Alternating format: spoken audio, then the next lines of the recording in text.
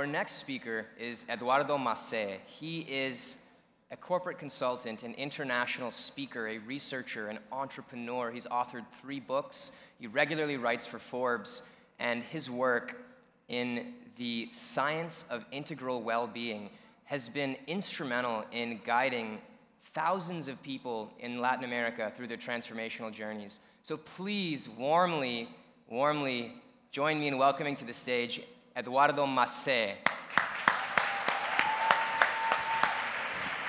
Thank you. Are you happy? Are you happy? Wait, I'm shedding my pants. Okay, so the idea is that this experience has to be fun. I want you to work with me, okay? And I call it the stone in the shoe, okay? Trying to be happy without taking seriously into consideration your health. It's like walking with the best shoes, with a little stone in it. It will eventually make you stop. One of the purposes of my talk is to make sure that the health factor is clear with all of you. So let's connect. Okay, I want you to do the following. I want you to get up. Please get up, get up, get up, stand up. And I'm going to ask you to close your eyes and just think of moments. And try to be very clear, very specific. Put color, put noise, put emotions. And the first memory I want you to think about, it's a happy memory. Think about a time when you were truly, truly happy. Maybe before this day, no? Maybe who you were with, what were you doing. Think about a moment where you were truly happy. Keep your eyes closed. Now I want you to think about a time where you felt really in love. You know, with your partner, with your kids. Who were you with? But think about one time you were truly, truly feeling love. Now let's think about a moment where you felt pride. You were proud of something. Maybe graduation day. Maybe the first time you said no. Think about that time. Now let's go to a time where you felt smiley. You were laughing. You were really laughing. Maybe a good joke. I know quite a few. And now I want you to think about a time where you felt spiritual, in connection with that greater good. Maybe with your God.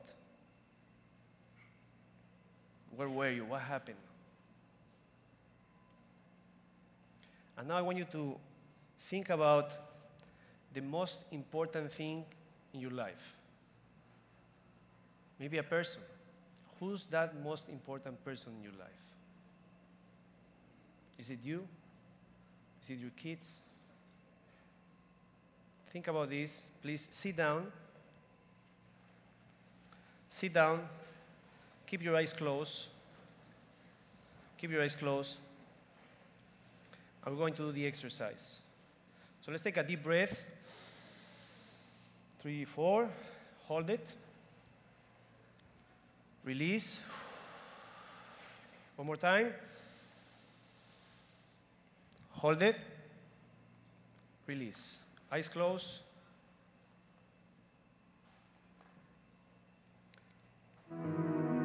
Okay.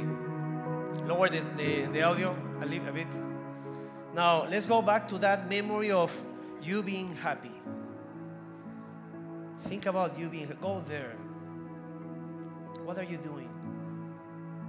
Who are you with? What's happening?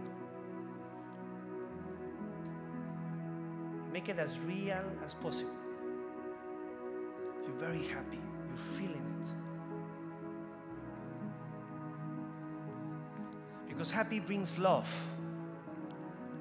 And you now are feeling love for that someone. And you're remembering that special moment. Was it the birth of your child? Was it your first date?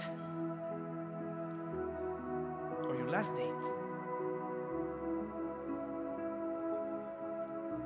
Keep thinking, make it real. Excuse me. Oh, shit, sorry. Continue. It's part of the job. Okay, we go on. Now at the moment where you feel pride. Maybe your graduation day. Maybe that promotion you were looking for. Stay there. What happened?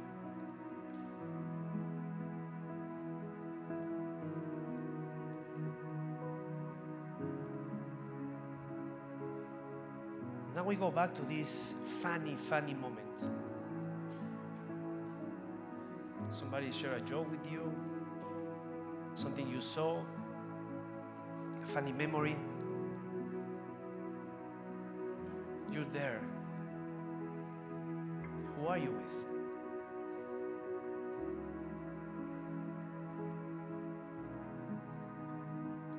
And I want you to go to that spiritual moment, a spiritual connection, where you're praying, where you're meditating. You survive an injury, an illness, an accident. It wasn't your time. What happened? I want you to answer yourselves this question now. Who is the most important person in your life? What is the most important thing in your life?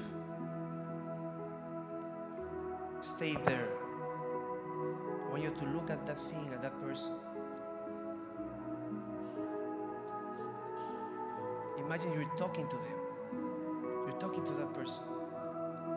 What are you saying? I want you to now listen how the person is talking back to you. It's probably something you meant to say a long time ago and you haven't said it yet. How are you feeling?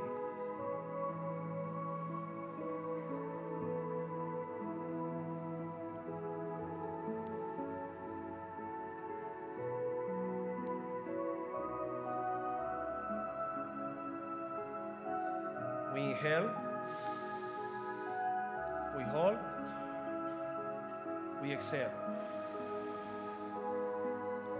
We inhale, we hold, we exhale.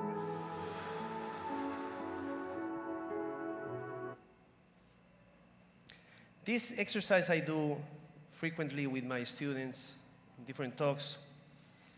And I'm sure most of you or some of you experienced that at a special connection. In very few minutes, you were able, through the music, through the exercise, closing your eyes, you were able to connect. What I do is I study, I research science and its application to everyday life. And I love to talk with analogies. Like this. Raise your hand if you have heard the word chess.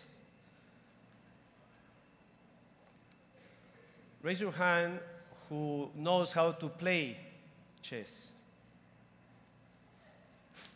No, don't worry, it happens. That's normal. What if I were to tell you that you are already playing chess? That you're playing a game and you do not know the rules. You don't know the rules of the game. You don't know how to design your own strategy. Kasparov used to write, a chess player wrote a book where he was making the analogy, the comparison between life and chess. And he was right. Because in this life today, in this game of life, you need to have a strategy. You need to know the rules of the game.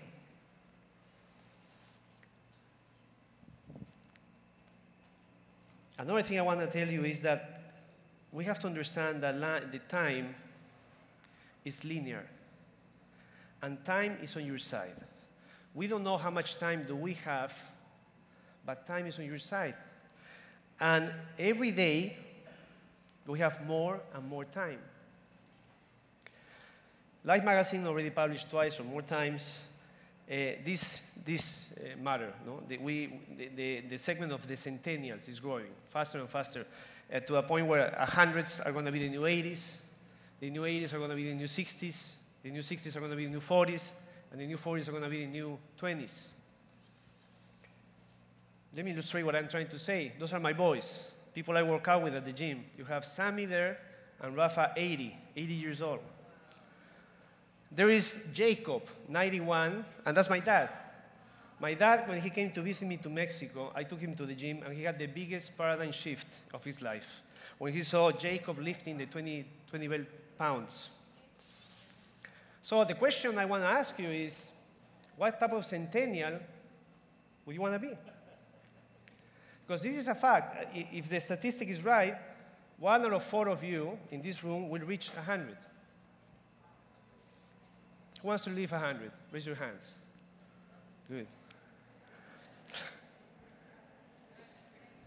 This is what I think. Okay, I keep saying that I want to live 120 years of age. And that's my Zoe, my daughter, 13 years of age, and that's Luca, 16. I'm 48 right now. So by the time I'm 120, that's 72 years from now. That's 7 decades from now. And that's what I figure my daughter Zoe will look like at 83 and 86 the day I die. But we have to think about these things. Right? Life is extending. That's an ad we want to publish on social media in 2030. And the slogan will be, the difference between these two groups used to be fate, now is a choice. The importance of health, the health factor. Can we be happy without health? No. Can we be happy and healthy and be a lasting happiness? We use in Mexico, we have a program, we help people. I'm going to go really fast through this. The hack system. We have people realize the real estate, how they are, in what moment they're going through. It provokes, we make them desire something they want to achieve. They declare it to the group. They compromise to the group. They put it into action, and eventually they adopt it. I have to go really fast, guys. I don't have much time. I want to talk to you about Adriana Corona, who's one of my students, and I want to talk about her because she's like the Oprah of Guadalajara City in Mexico. I met Oprah during the radio show. She came with us, she took our program, she worked on her self-esteem, and this is what happened. That's Oprah, that's Adriana before we started to work with her, and that's Adriana almost 9 months after. Thank you. The importance of mind, body, and soul all combined together. And I want to leave you with this story. I'm walking on the streets, and I see this juggler. He has spheres, crystal and rubber spheres. And he asked me, which ones will you be more careful? And I said to him, with the crystals, of course. And he asked me, why? Because if the crystal falls down, it will break or crack. The rubber may bounce back. And he goes, would you answer to me, how come most of the people you and I know play with crystal as if they were rubber? I say, I don't understand. Well, the crystal represents the things that are important to us. Our health, our life, our time, our relationships. And the rubber represents money, house, car. And then he told me, I hope that you don't become one of those guys who keeps juggling with both like they were the same and end up only with rubber. Thank you.